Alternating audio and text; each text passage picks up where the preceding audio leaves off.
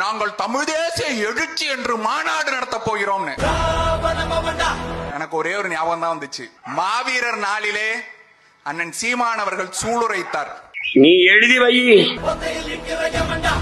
2026 தேர்தல் முடியட்டும், நம்மை விட அதிகமாக பிரபாகரன் என்றும் தமிழ் தேசியம் என்றும் தமிழீழம் என்றும் விடுதலை புலிகள் என்றும் இந்த திராவிட திருவாளர்கள் பேசுவார்கள்.